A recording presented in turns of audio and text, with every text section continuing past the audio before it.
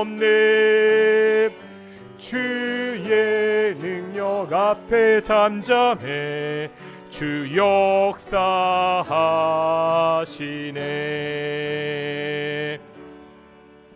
2026년 6월 7일 동인교회 오전 예배를 하겠습니다. 다 함께 묵상으로 기도하시겠습니다.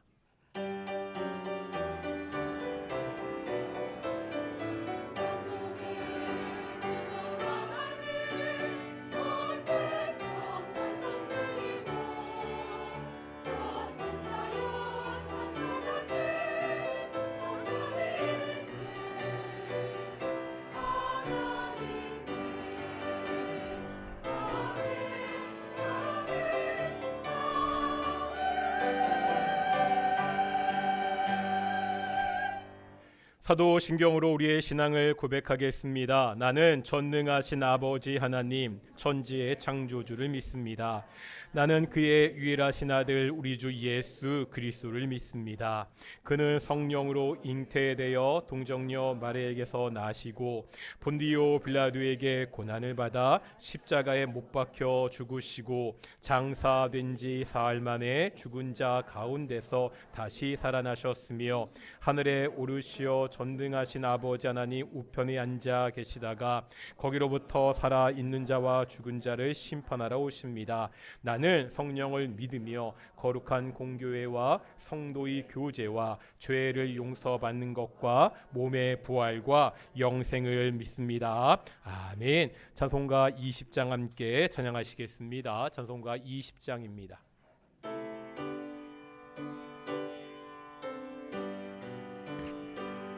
큰 영광 중에 계신 주 나 찬송합니다.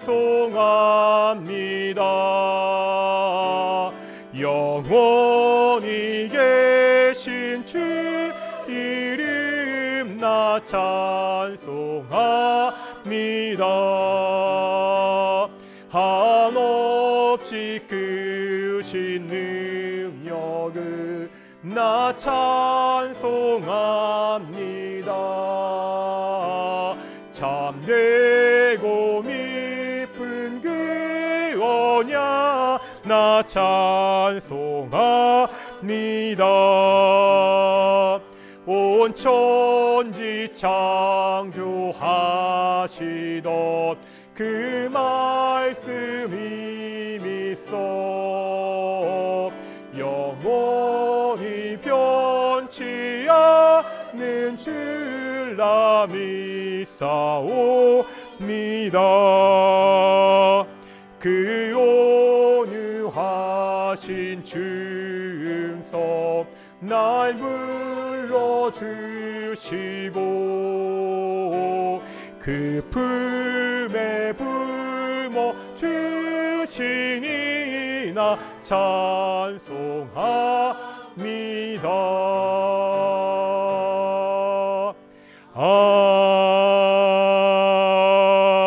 아멘. 성시 교독하겠습니다. 12번 시편 19편입니다. 주보 순서지 가운데도 있습니다. 시편 19편 교독하시겠습니다. 하늘이 하나님의 영광을 선포하고 날은 날에게 일하고 밤은 밤에게 지식을 전하니 언어도 없고 말씀도 없으며 들리는 소리도 없으나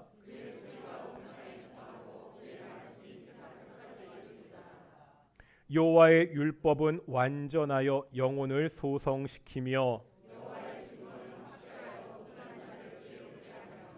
여호와의 교훈은 정직하여 마음을 기쁘게 하고 여호와를 경외하는 도는 정결하여 영혼까지 이르고 곧 마늘 순금보다 더 사모할 것이며 꿀과 성의꿀보다 더 달도다. 아멘. 자리에 앉으시겠습니다. 찬송가 497장 함께 찬양하시겠습니다.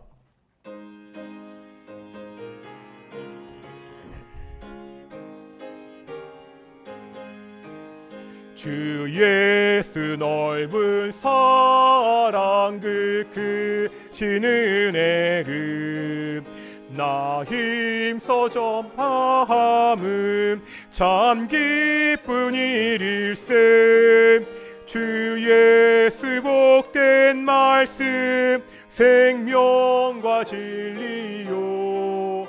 내 맘의 갈급함을 다 채워주시네.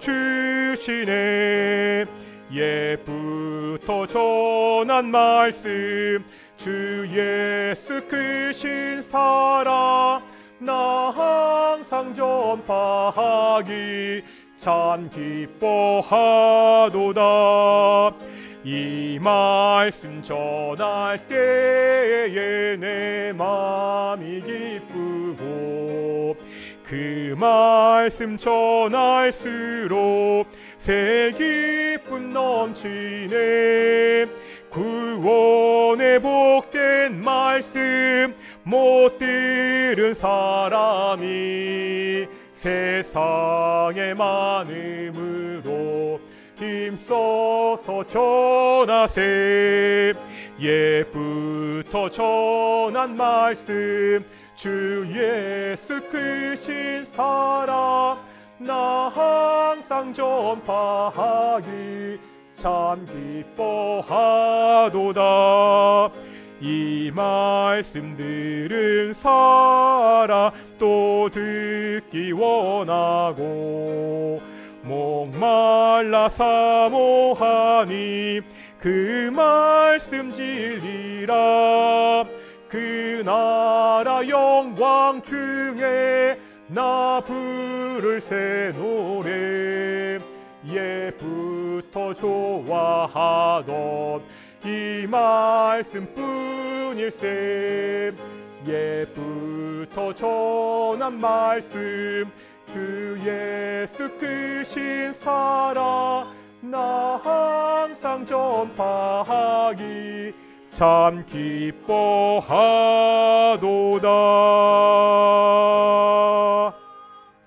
예배를 위해서 신상우 집사님 기도하시겠습니다.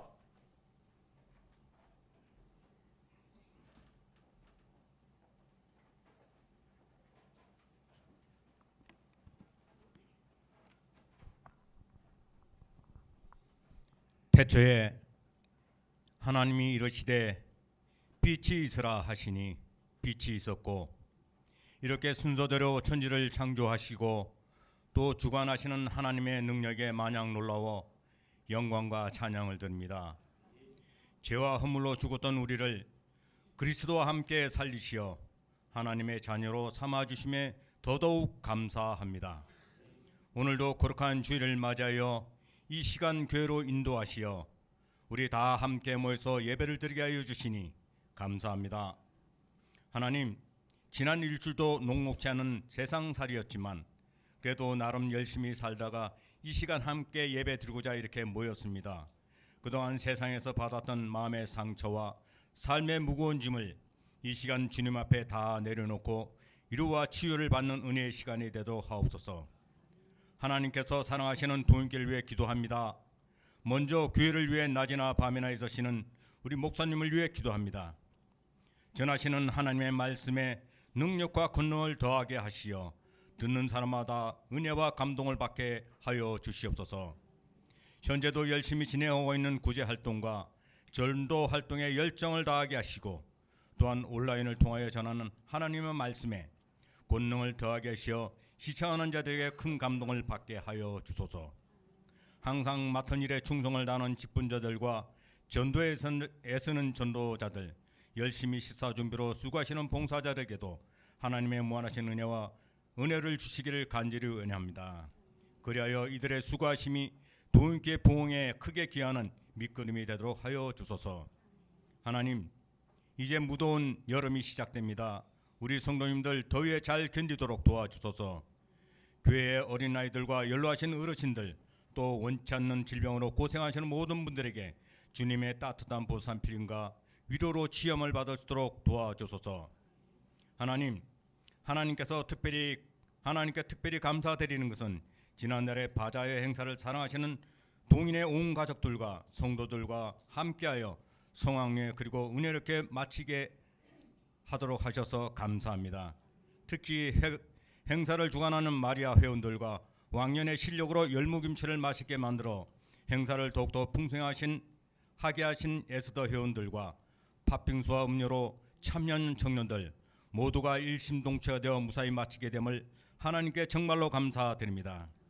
여기서 마련되는 모든 수익금이 먼 나라 인도네시아 양계장 군립에 쓰임을 받아 닭들이 생산하는 계란의 수량보다 더 많은 사람들이 예수님을 믿는 오병이어의 기적을 넘어서 5천만 아니 5억 아니 10억 명 이상의 사람들이 예수님을 믿는 놀라운 기적을 일으킬 수 있도록 귀중하게 쓰임 받게 하여 주시옵소서. 하나님, 이번 바제를 통하여 우리는 보고 또 느꼈습니다. 이를 통하여 앞으로의 우리 동인교회의 비전을 보았습니다. 그래서 우리 청년들 위해서 기도합니다.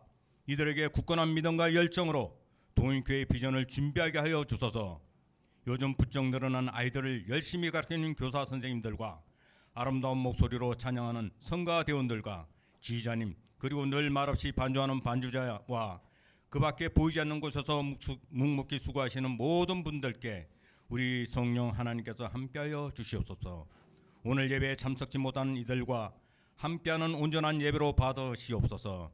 이 시간 처음부터 끝까지 사탄마귀 일절 틈타지 못하도록 지켜주시기를 세상 모든 죄를 지고 가시는 우리 주 예수 그리스도 이름으로 간절히 기도드립니다. 아멘.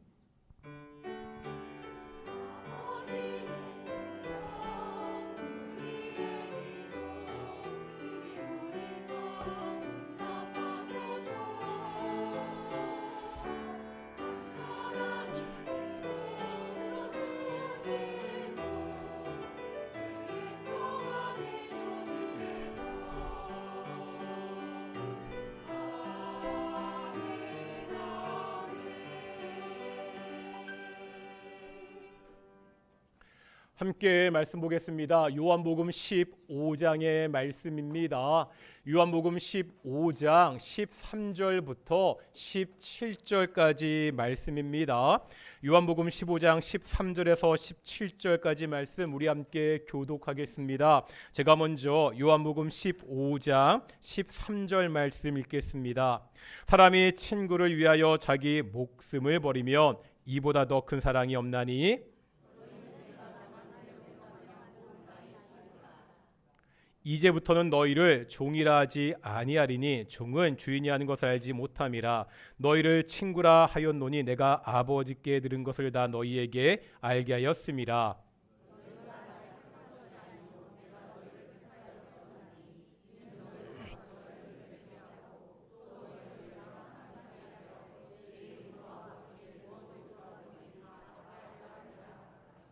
함께 읽겠습니다. 내가 이것을 너희에게 명함은 너희로 서로 사랑하게 하려 함이라. 아멘. 이 시간 관리 찬양대 찬원하나님께 영광 돌리시겠습니다.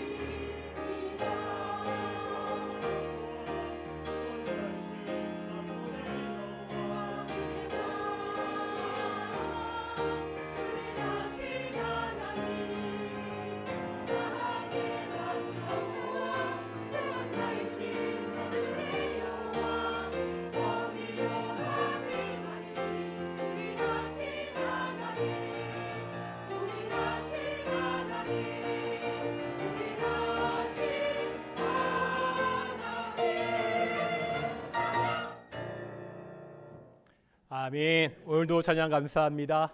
우리 앞뒤 좌합 늙어 오늘도 인사하겠습니다. 하나님이 우리와 함께 하십니다. 예, 오늘도 우리 하나님의 영광의 임재가 함께하는 모든 동인의 성도들이 영광의 하나님을 만나는 귀한 예배가 되기를 축원합니다. 세계적으로 히트를 쳤던 오징어 게임이라는 드라마가 있지요. 이 드라마에서 유행시켰던 말 중에 하나가 깐부입니다. 이 드라마에서 깐부는 그냥 서로 아는 사이 정도 친구가 아닙니다. 서로가 서로를 완전히 믿는 관계입니다. 이해 관계를 넘어서 말 그대로 생존을 함께하는 사이입니다.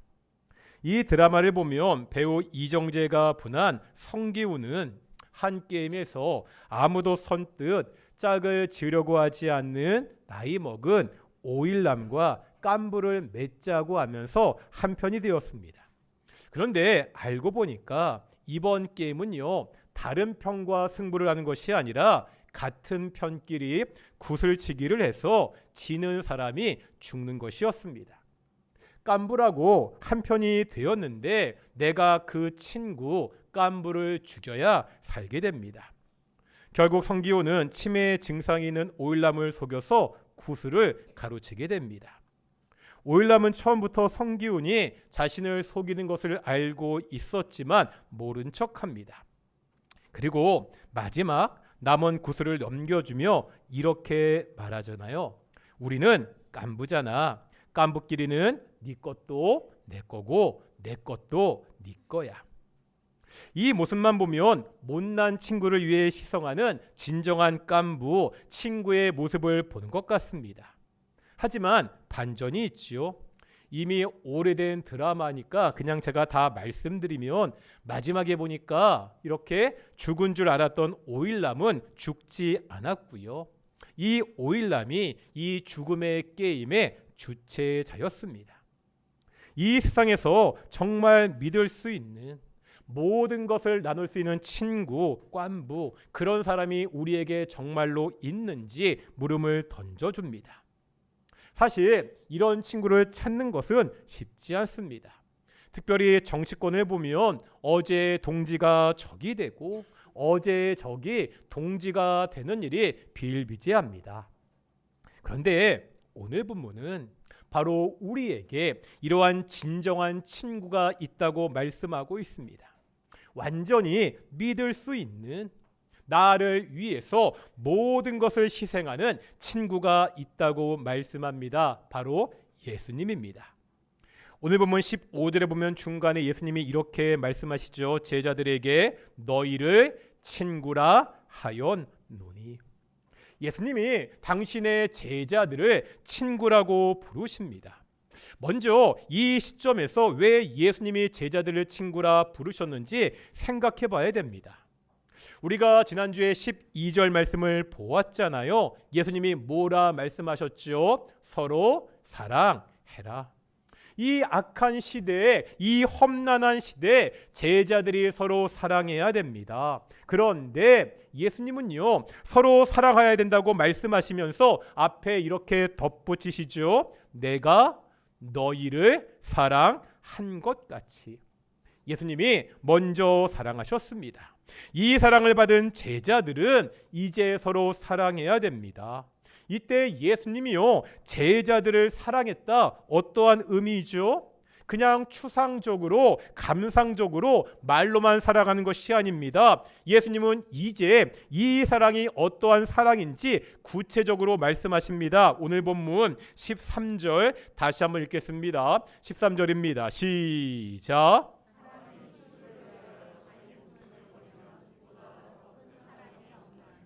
어떤 말씀이죠? 지금 예수님의 사랑은 단순한 호의가 아니라는 거예요. 제자들을 친구라 부르면서 그 친구인 제자들을 위해서 나의 목숨을 버린다고 말씀하고 있습니다. 이 예수님의 사랑은 십자가를 통해서 구체적으로 나타나게 되지요. 이 말씀은 제자들에게 충격적으로 들렸을 것입니다. 먼저 친구라는 단어입니다. 예수님이 살던 1세기 문화에서 친구는요, 매우 깊은 깊고 무게 있는 관계를 의미했습니다. 헬라의 철학자였던 아리스토텔레스는 친구에 대해서 이렇게 말합니다. 두 몸에 깃든 하나의 영혼이다. 다시 말하면 진정한 친구는 물질을 나누는 것을 넘어서 영혼까지, 말 그대로 모든 것을 다 함께하는 사이라고 생각했습니다. 또 로마 문화에서는요, 이 친구라는 단어가 당시에 굉장히 중요한 사회적이고 정치적인 용어였습니다. 당시의 사회는 철저한 계급 사회였습니다. 높은 주위에는 후원자가 있었고요, 그를 따르는 수혜자가 있었습니다. 이들은 서로를 친구라고 불렀습니다. 아주 끈끈한 정치 동맥을 말하는 표현이 친구였습니다. 이런 배경에서 예수님이 제자들을 친구라 부르고 있지요. 제자들에게 예수님은요, 랍비, 스승이었습니다. 당시 유대사에서 스승과 제자는 철저한 수직 관계였습니다. 제자들은요, 스승의 가르침을 수동적으로 암기하고 그 수동에 시종을 드는 것을 당연하게 여겼습니다. 그런데 그 스승이신 예수님이 자신들을 뭐라 부르신다고요? 너희는 나의 친구다, 이렇게 부르고 있습니다. 이것도 엄청난 일인데 지금 예수님은 그 친구인 제자들을 위해서 내 목숨을 버린다고 말씀하고 있습니다. 조금 전에 로마 문화에서 친구라는 말이 가지는 의미를 말씀드렸습니다. 보통은요, 높은 주위에 있는 후원자를 위해서 그를 따르는 수혜자들이, 그 밑에 있는 사람들이 절대적인 충성을 바치게 됩니다. 그런데 이게 바뀌었다는 거예요. 선생이신 높은 주위에 있는 예수님께서 그 아래에 있는 제자들을 위해서 목숨을 버리겠다고 말씀하고 있습니다. 제자들을 친구라 부르시며 제자들을 위해서 목숨을 버리신다는 이 예수님의 말씀은 오늘날 우리에게 그대로 적용이 됩니다. 왜 예수님이 우리를 위해 죽으셨지요? 우리가 예수님의 친구가 될 만한 특별한 존재였기 때문이 아닙니다. 우리는 본래 어떤 자들이었습니까? 우리가 자주 보았던 로마서 5장의 말씀이 있죠. 먼저 8절 상반절 말씀입니다. 읽겠습니다. 시작.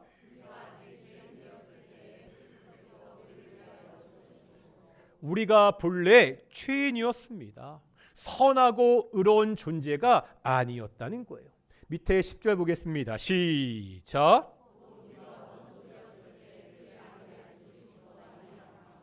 우리가 어떤 존재였다고요? 하나님과 원수였습니다. 하나님이 우리를 구원할 이유가 전혀 없는 존재였다는 거예요. 그런데 예수님께서 이런 우리를 친구라 부르시면서 십자가에서 죽으셨습니다. 이 관계는요, 십자가 이후에도 계속되는 것을 오늘 본문은 보여주고 있습니다. 이제 한번 14절의 말씀입니다. 14절 읽겠습니다. 시작. 아멘. 여기에 보니까 예수님의 친구가 누구인지를 말씀하고 있죠. 어떠한 사람이 예수님의 친구가 되죠? 예수님이 명하는 대로, 예수님의 말씀대로 행하는 사람입니다. 이때 이 말씀을 오해하면 안 됩니다. 우리가 예수님의 말씀대로 순종하면 그 순종의 결과로 친구가 된다는 것이 아닙니다. 우리의 순종 여부가 예수님의 친구가 되느냐를 결정하는 것이 아닙니다. 이 순종은 예수님의 친구의 특징이라는 거예요. 예수님의 말씀에 순종하는 것을 보고서 그 사람이 예수님의 친구구나, 이렇게 알 수가 있습니다. 예수님께 순종해서 친구가 되는 것이 아니라 예수님의 친구가 되었기 때문에 이제 순종하는 것입니다. 이건 역시 엄청난 인식의 변화입니다. 우리가 바울의 서신서를 보면 바울이 먼저 자신이 누구인지를 소개하는 것들이 나옵니다. 이 소개를 먼저 보실 텐데 빌립보서 1장 1절의 말씀을 한번 읽겠습니다. 빌립보서 1장 1절입니다. 시작.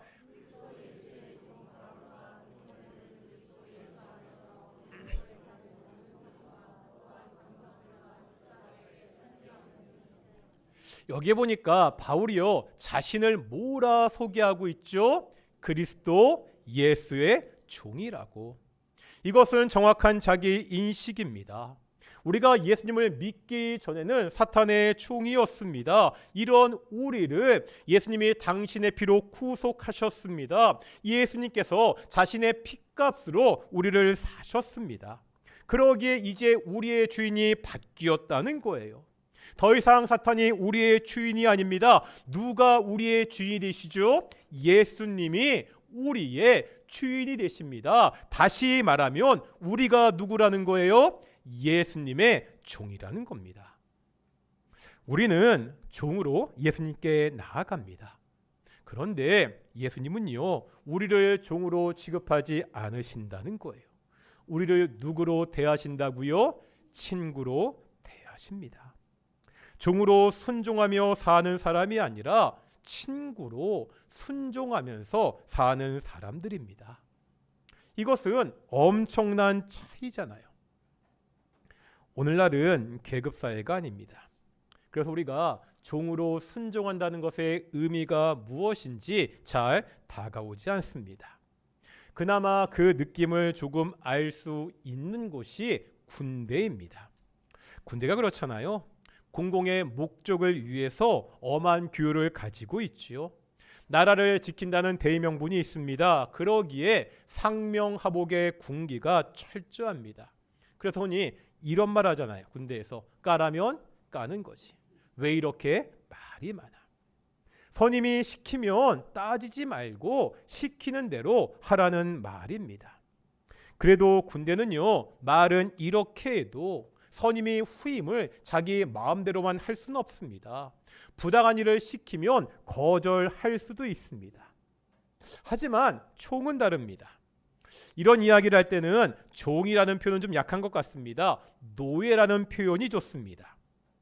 예수님 당시 노예는요 아무런 자기 주장을 할 수가 없습니다.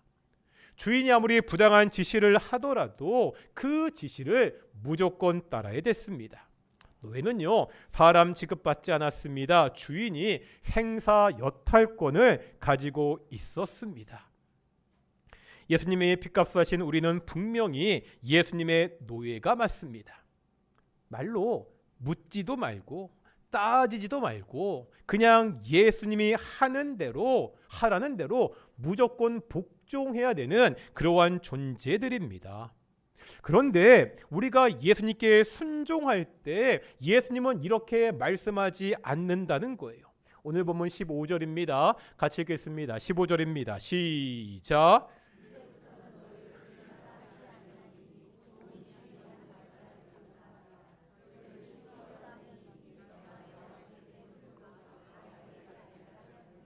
아멘. 종은요 주인에게 어떻게 순종한다고요? 주인이 하는 것을 알지 못하고 순종합니다. 이유도 모르고 목적도 모르고 그냥 하라면 해야 됩니다. 그런데 예수님은 우리를 누구로 대하신다고요? 친구로 대하십니다. 그냥 해 이러면 순종하는 쫄따구가 아니라는 거예요. 예수님은요 하나님께 들은 것을 우리에게 알려주십니다. 무조건 순종을 요구하는 것이 아니라 이 일을 왜 해야 되는지, 이 일의 목적은 무엇인지, 이 일을 통해 이루시려는 하나님의 계획은 무엇인지를 우리에게 충분하게 가르쳐 주십니다. 우린 어떠한 사람들입니까? 함께요 하나님의 일을 의논하고 만들어가는 존재, 마치 동지와 같이 예수님께 순종합니다. 우리는요 노예처럼 예수님께 억지로 끌려가는 존재가 아니라는 거예요. 예수님의 친구로, 동지로, 함께 일하는 동역자로 이 땅에서 하나님의 일을 이루어가는 그러한 사람들입니다. 이런 면에서 우리가요 교회에서 일을 할 때도 조심해야 됩니다. 군대 정도는 아니지만 교회에도 오랫동안 상명, 하복, 무조건 순종하는 문화가 있는 경우들이 많았습니다. 2024년 서울 동대문구의 한 교회 목사와 제자 훈련을 담당했던 조교들이 법정에서 실형을 선고받고 구속되는 일이 있었습니다. 이들의 혐의가 뭐였냐면요, 제자 훈련이라는 명목으로 행한 가혹행위였습니다. 훈련하면서 성도들에게 40km를 행군하게 했습니다. 뜨거운 불가마에서 버티게 하고요, 하루 1시간씩만 자도록 그렇게 했습니다. 정말 끔찍한 일도 있었는데 심지어 사람의 대변을 먹게 하는 그러한 일도 있었습니다. 이런 말도 안 되는 일이 영적인 성장과 순종이라는 말로 포장이 되었습니다. 얼마나 절대적으로 순종할 수 있느냐, 복종할 수 있느냐, 충성하느냐, 그것을 훈련시킨다는 게 이들의 명분이었습니다. 교회는요, 계급사회가 아닙니다. 목사나 장로라 권사라는 계급이 아니라는 거예요. 중세 가톨릭 교회는 계급 사회였습니다. 교황을 정점으로 수직으로 내려오는 구조였습니다. 우리 믿음의 선배들은 종교 개혁을 통해서 교회 안에서 이러한 계급 구조를 없앴습니다. 목사라는 계급, 장로라는 계급, 권사라는 계급이 있는 것이 아닙니다. 그리스도의 몸된 교회를 섬기기 위해서 목사라는 역할, 장로라는 역할, 권사라는 역할이 있을 뿐입니다. 모든 성도는 다 왕 같은 제사장들입니다. 목사의 말이기에 무조건 순종하는 것이 아닙니다. 목사가 하나님의 말씀을 전할 때 그것이 하나님의 말씀이기 때문에 그 말씀에 순종하는 것입니다. 이때도 성도들이요, 목사가 말씀을 제대로 전하는지 분별할 수 있어야 됩니다.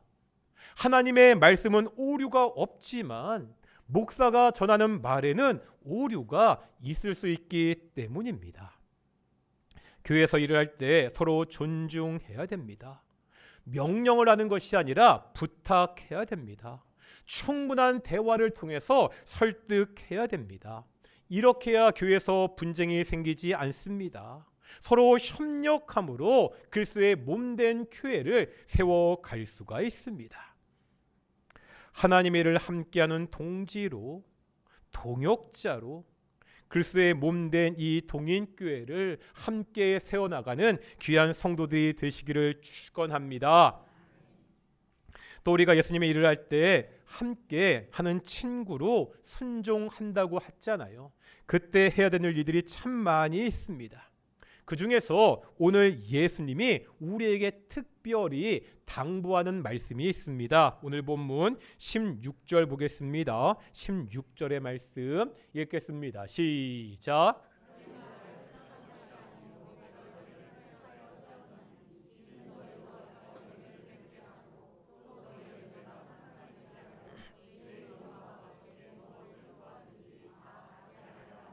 아멘. 먼저 앞에서 이렇게 말씀하죠. 너희가 나를 택한 것이 아니요 내가 너희를 택하여 세웠나니. 먼저 분명히 할 것이 있다는 거예요. 우리가 예수님의 친구가 된 것이 우리의 노력이 아니라는 겁니다. 제자들이 택한 것이 아니라 예수님이 제자들을 택하셨습니다.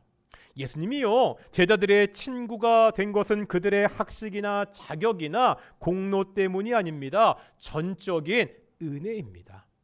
이 은혜가 먼저입니다. 우리가 이 순서를 잊어서는 안 됩니다. 이런 면에서 제가 설교 시간이나 성경 공부 시간에 자주 드리는 질문이 있습니다.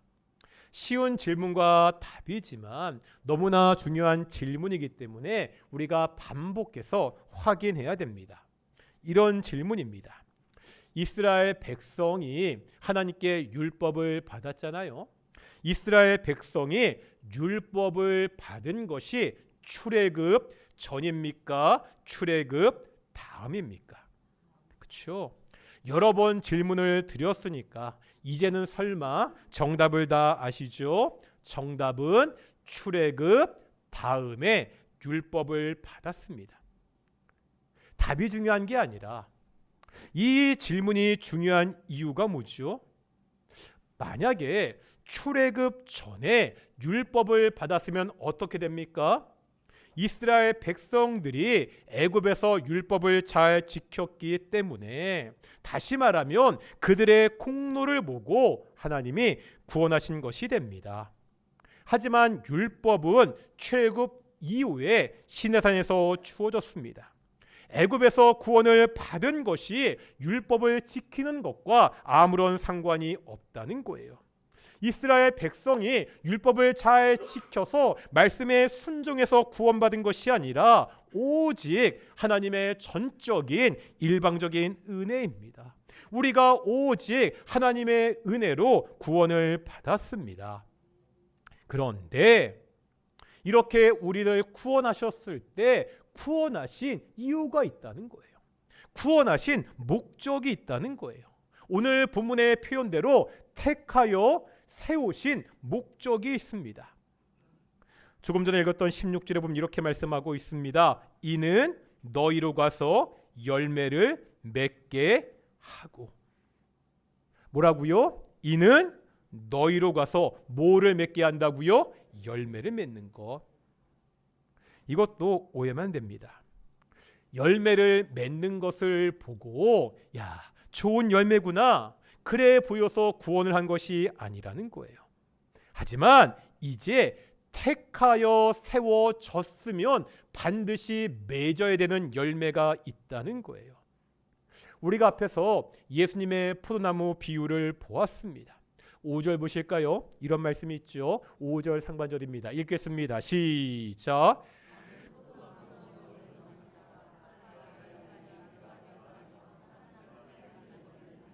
아멘. 예수님은 포도나무시고 우리는 가지입니다. 기억나십니까? 가지에게 중요한 게 뭐라고요? 포도나무에 붙어 있는 것입니다. 가지가 붙어만 있으면 열매를 맺습니다. 이때 이 열매는 우리가 이 땅에서 하나님의 백성으로 살아가는 삶의 열매입니다. 갈라디아서 5장에 나오는 성령의 9가지 열매입니다. 우리가 예수님께 붙어 있을 때 자연스럽게 나오게 되는 수동적인 열매입니다. 그런데요, 오늘 본문 16절의 열매는 조금 성격이 다릅니다. 그냥 예수님께 붙어 있는 것, 예수님 안에 머물러 있는 것을 넘어서게 됩니다. 예수님이 뭐라 말씀하시죠? 가서 열매를 맺는다고 말씀하고 있습니다. 그냥 예수님 안에 있으면 자동적으로 맺는 열매가 아니라는 거예요. 가야 하는 능동적인 행동을 요구하고 있습니다. 그러면 우리가 가서 맺어야 되는 열매가 무엇입니까? 로마서 1장 13절 보겠습니다. 로마서 1장 13절입니다. 읽겠습니다. 시작.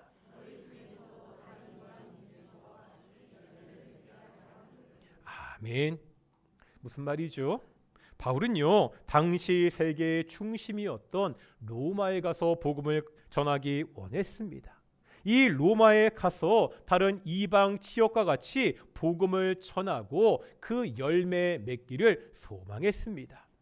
여기서 바울이 말하는 열매는 이방인들이 복음을 듣고 믿게 되는 전도의 열매입니다.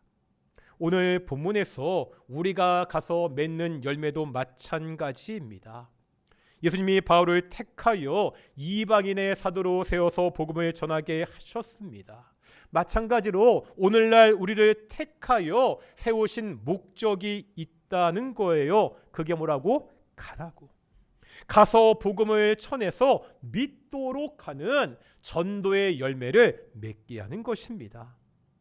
우리가 복음을 통해서 예수님의 친구, 존귀한 자가 되었습니다. 이제 다른 사람들도 더 이상 사탄의 노예가 아니라 하나님의 자녀, 예수님의 친구가 되도록 복음을 전해야 됩니다. 이 말씀은요, 마태복음에서 예수님이 제자들에게 주신, 우리에게 주신 마지막 당부 명령이기도 합니다. 너무나 잘 아는 말씀이죠. 마태복음 28장 19절 20절 같이 읽겠습니다. 시작.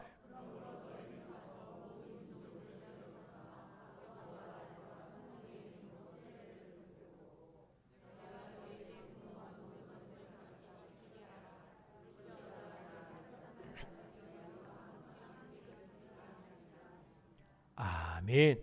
그러므로 너희는 가서, 우리가 가야 됩니다. 가서 복음을 전해야 됩니다. 이 복음을 통해서 전도의 열매를 맺어야 됩니다. 이것이 예수님의 친구로서 우리가 반드시 이 땅에서 해야 되는 사명이라는 겁니다. 복음을 전하는 일은 결코 쉬운 일이 아닙니다. 다들 경험하셨잖아요. 믿지 않는 친구에게, 이웃에게, 동료에게, 특별히 믿지 않는 남편에게, 아내에게, 우리의 자녀들에게 복음을 전하는 것은, 그래서 전도의 열매를 맺는 것은 참 어렵습니다. 그래서 우리가 전도할 때, 복음을 전할 때 반드시 필요한 것이 있습니다.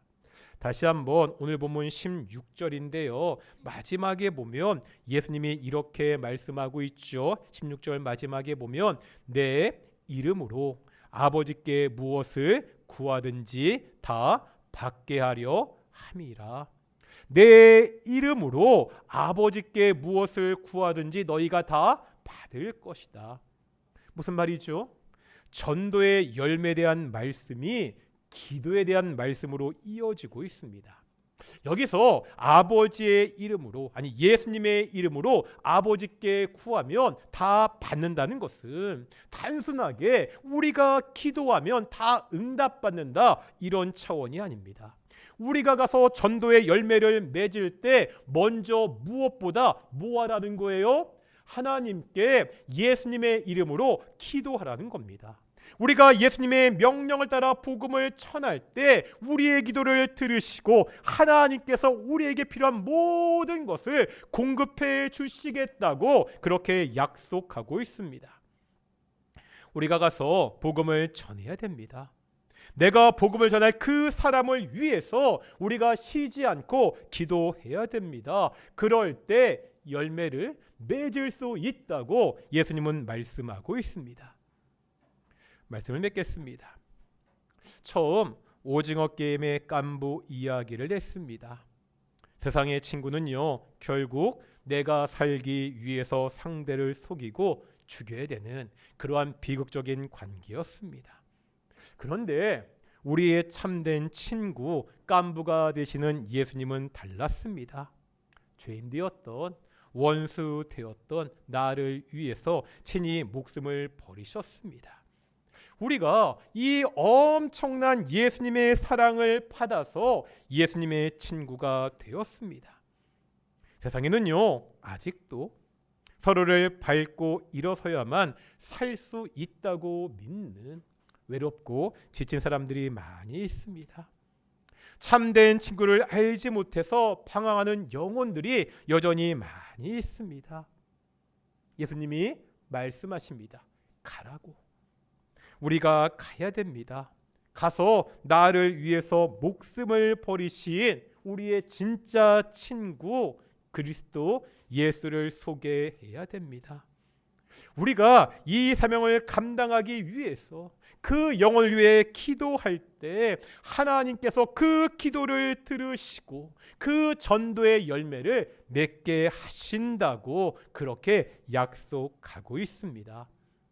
이것이 나에게 주신, 친구인 나에게 주신, 우리 동인교회에 주신 예수님의 마지막 사명입니다. 이 사명을 기도함으로 감당하는 우리 동인의 성도들이 되시기를 축원합니다. 주님 다시 오실 때까지 함께 찬양하시면서 우리 기도하며 나아가겠습니다.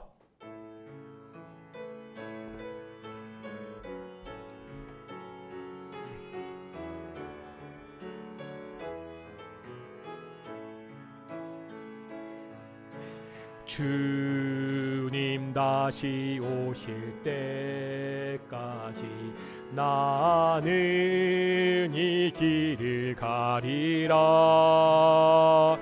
좁은 길 나의 십자가 지고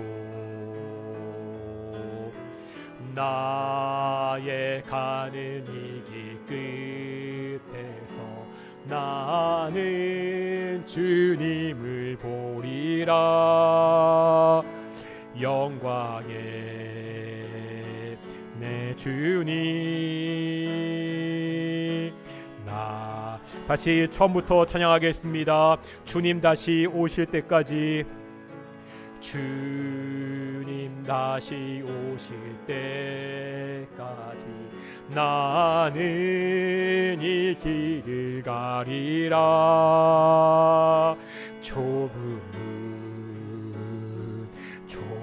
길 나의 십자가 지고 나의 가는 이 길 끝에서 나의 가는 이 끝에서 나는 주님을 보리라. 영광의 내 주님 나를 맡아주시리. 주님 다시 오실 때까지 나는 일어나 달려가리라. 주의 영광 온 땅 덮을 때 나는 일어나 노래하리. 내 사모하는 주님 온 세상 구주시라. 내 사모하는 주님 영광의 주님 다시 오실 때까지 나는 일어나 달려가리라. 주님 다시 오실 때까지 나는 일어나 달려가리라. 주의 영광 온 땅 덮을 때 나는 일어나 노래하리. 내 사모하는 주님 온 세상 구주시라. 내 사모하는 주님 영광의 왕이시라. 예수님이 우리를 친구로 부르셨습니다. 친구인 우리가 예수님이 다시 오실 그때까지 반드시 해야 되는 사명이 있습니다. 맺어야 되는 열매가 있습니다. 가서 복음을 전하는 것입니다.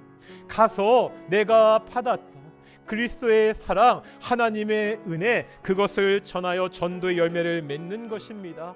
사랑하는 동인교회가 이 사명을 감당하는 교회가 될 수 있도록 주께서 오시는 그날까지 내가 가서 열매 맺는 그러한 성도가 될 수 있도록 우리 함께 기도하기를 소망합니다. 함께 기도하시겠습니다.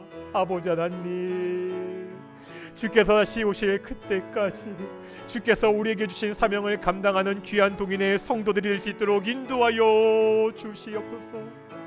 아버지 하나님, 주께서 우리를 친구로 부르셨습니다. 그냥 노예처럼 종으로 부르시지 않고 우리를 친구로, 동지로, 동역자로 함께 부르시며 함께 이 하나님의 일을 감당케 하셨습니다.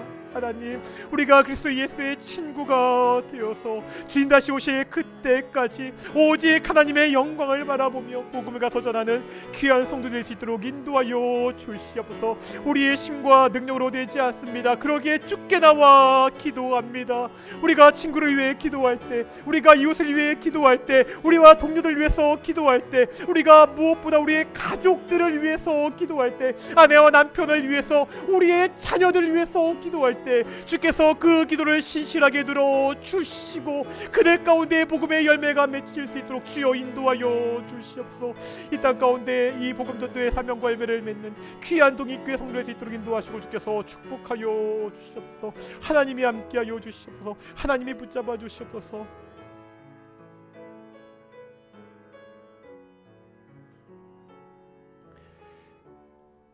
존귀하신 아버지 하나님, 우리를 그리스도 예수의 친구로 불러주시고 이제 그리스도 예수의 친구가 되어서 하나님 당신의 일을 노예로, 종으로 그렇게 순종하는 것이 아니라 함께하는 친구로, 동지로, 동역자로 하게 하심을 정말로 감사드립니다. 우리가 이 땅 가운데서 주께서 우리에게 마지막으로 주신 이 전도의 사명, 가서 열매 맺는 사명을 감당하는 성도들이 되기를 소망합니다. 우리의 힘과 능력으로 가능하지 않습니다. 우리의 이웃들, 친구들, 동료들, 특별히 믿지 않는 가족들에게 복음을 전하는 것, 열매를 맺는 것이 너무나 힘듭니다. 그러기에 예수님의 이름으로 아버지께 기도합니다. 우리가 기도할 때마다 그 기도에 신실하게 응답하여 주셔서 우리가 복음의 열매를 맺을 수 있도록, 우리 동인교회가 이 전도의 사명을 온전히 감당하는 교회가 될 수 있도록 주께서 인도하여 주시옵소서. 감사드립니다. 이 모든 말씀 예수님의 이름으로 기도드렸습니다. 아멘.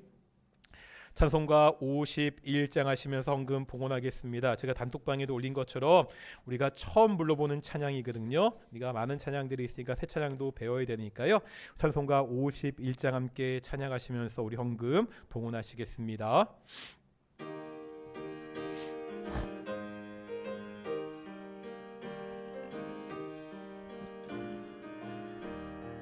주님 주신 거룩한 날 기쁨으로 주 앞에 와 기도하고 찬양하며 주께 경배 드립니다.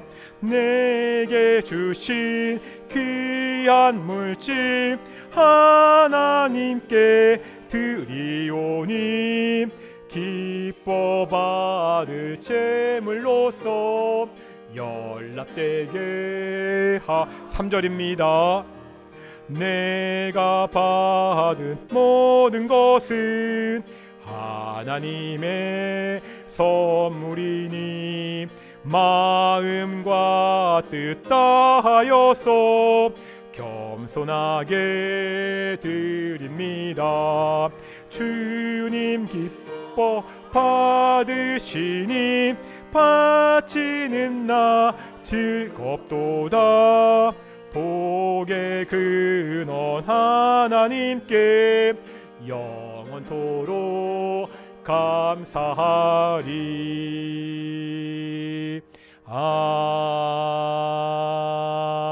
아멘. 기도하겠습니다. 사랑과 은혜가 충만하신 아버지 하나님 감사드립니다. 복된 날 주일날 주께 나와 예배케 하시고 우리가 귀한 우리 예물을 봉헌케 하심을 정말로 감사드립니다. 모든 것을 우리에게 주시고 공급하신 분이 하나님이십니다. 우리를 사랑하시고 매일매일 우리의 삶을 가장 좋은 것으로 인도하시는 분이 하나님이십니다. 이 모든 감사의 제목을 가지고 주께 나와 예배하고 예물을 봉헌했습니다. 이 예물이 쓰일 때마다 오직 하나님의 뜻이 성취될 수 있도록 주께서 인도하여 주시옵소서. 감사드립니다. 이 모든 말씀 예수님의 이름으로 기도드렸습니다. 아멘. 다시 한번 인사하겠습니다. 하나님이 우리와 함께 하십니다. 이번 일주일도 하나님과 동행하는, 하나님과 살아가는 귀한 동인의 성도들이 되시기를 축원합니다. 오늘도 우리 동인께 새로 오신 가족들 환영하고요. 특별히 우리 교단 그 뉴욕에 있는 뉴욕교회 우리 장로님 권사님 부부가 잠시 한국에 나오실 일이 있어서 함께 예배하셨는데요. 정말 다시 한번 반갑습니다. 잘 지내다 돌아가셨으면 좋겠고요. 있기 전에 먼저 말씀드릴게, 오늘 떡 있습니다. 나가실 때 떡 하나씩 받으실 텐데요. 다른 게 아니라 우리 양기옥 권사님 우리 손주, 막내가 또 쌍둥이잖아요. 벌써 돌됐습니다. 우리 돌잔치 돌이어서 우리 감사하는 마음으로 떡 했으니까 우리 사무실에 예배하고 있으니까 나가실 때요, 너 때문에 떡 잘 먹었다고 꼭 한 번씩 인사하시고 그렇게 가셨으면 좋겠고요. 또 한 가지 말씀드렸으면 좋겠는 게, 저희 식당에 냉장고를 새로 드렸습니다. 굉장히 오래된 낡은 냉장고가 있어서 문제가 있었는데, 특별히 에스더 선교회에서 그 회원들이 그 돈을 모았는데, 아마 앞으로 이제는 교회에서 김치도 만들어 판다 하시고, 그 다음에 식혜도 만들어 파시고, 어찌면 열심히 에스더 선교 노력해가지고 그 돈을 모아서 지금 냉장고 하나를 사셨거든요. 정말 감사드리고요. 에스더 선교에서 이제 그런 거 하실 때마다 많은 분들이 함께 협력하셨으면 좋겠습니다. 우리 지난번에 했던 우리 선교 바자에 그 지난주에 우리 마리아 선교의 임원들이랑 당이랑 최종적으로 결산하고 우리 평가를 했거든요. 그러니까 지난번보다 늘었습니다. 약 458만 원 수익을 거두었고요. 뭐 저희 교회 규모에선 굉장히 많은 수익이고, 여기다 교회 재정을 조금 더 보태서 계속 광고한 대로 인도네시아 소꼴로 따죽지요. 우리 차병규 선교사님이 선교하시는 그 선교지 양계 사업 그 지원에 우리 전액 사용하도록 하겠습니다. 그동안 수고하신 분들 다시 한번 감사드리고, 특별히 우리가 선교 헌금한다니까 헌금하신 분들 따로 계시거든요. 다시 한번 감사드립니다. 저희가 오늘은 또 특별히 정말 감사한 일이 있는데, 우리 올해 그 7번 8번째 교인 등록식이 있습니다. 그 교인 등록증서 하다 보니까 8번째, 마지막 8번째 올해 교인 등록이더라고요. 우리 그 박상준 집사님, 정혜진 권사님 4월 첫째 주 우리 교회 출석하기 시작하여서 이번 주까지 딱 10주가 되셨고요. 말씀드렸지만 저희 동인교회는 등록을 하시려면 뭐 예배에 참석하시고 활동하는 것에는 아무런 지장이 없지만, 등록 교인이 되어서 교인으로서의 권리와 의무를 정식으로 행하시려면 일종의 과정들이 있습니다. 10번 이상 예배에 반드시 참석하셔야 되고요. 그 기간 동안 저와 함께 반드시 새가족 과정을 이수하셔야 되고요. 또한 새가족 등록, 그 교인 등록 증서에 서약하시고, 이렇게 모든 성도들이 보는 앞에서 교인 등록식을 하게 되면 정식으로 우리 동인교회 등록 교인이 됩니다. 그래서 오늘 우리 박상준 입사님, 정혜진 권사님 우리 등록식을 거행하도록 하겠습니다. 우리 두 분 잠깐 앞에 나오시겠습니다.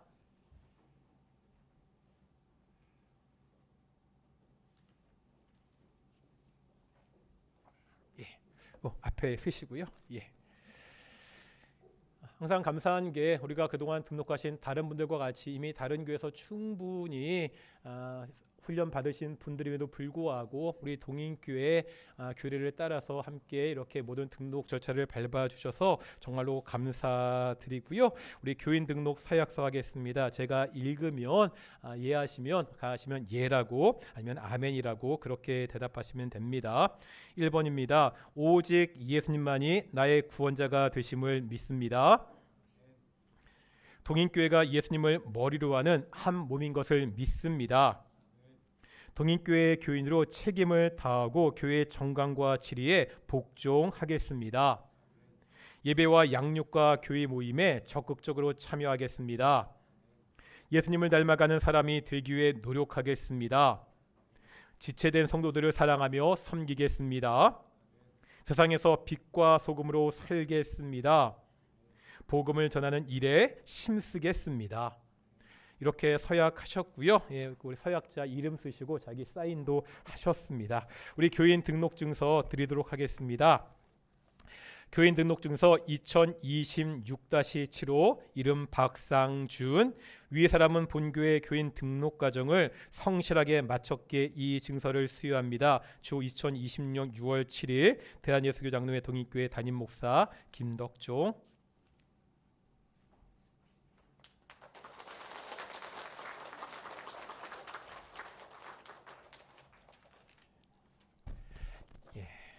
교인 등록증서 2006-8호, 이름 정혜진. 유해 사람은 본교회 교인 등록 과정을 성실하게 마쳤기에 이 증서를 수여합니다. 주 2026년 6월 7일 대한예수장로회 동인교회 담임 목사 김덕종.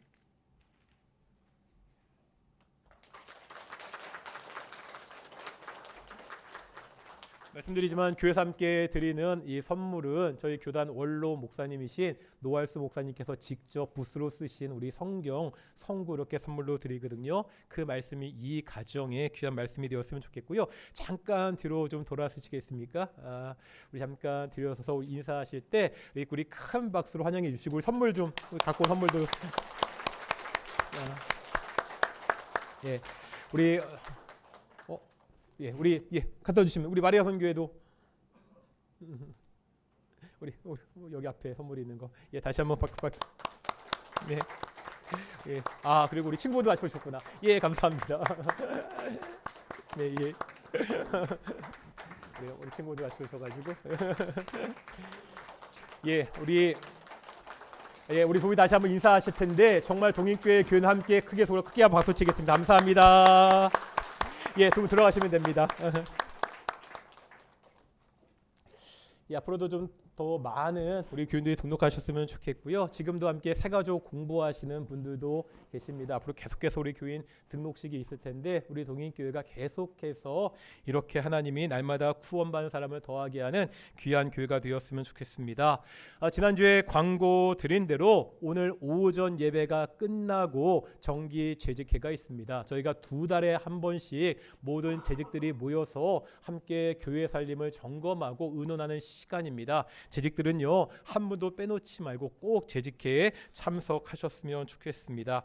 자리에서 일어나시겠습니다. 찬송가 54장 함께 1절만 찬양하시겠습니다. 54장입니다.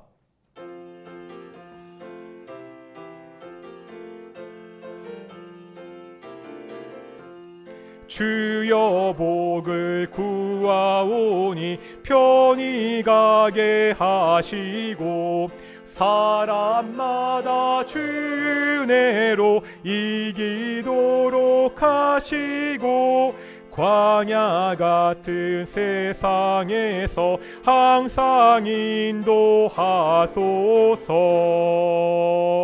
아멘.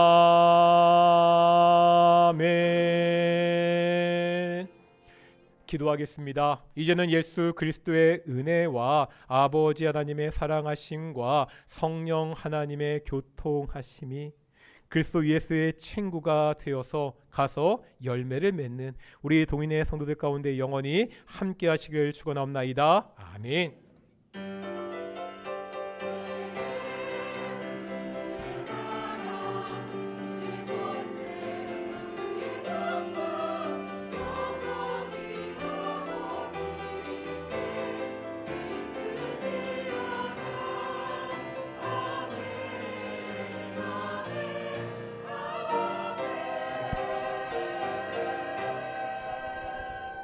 우리 바로 재직회를 시작할 때니까요. 재직들은 그 자리에 좀 앉으셨으면 좋겠습니다.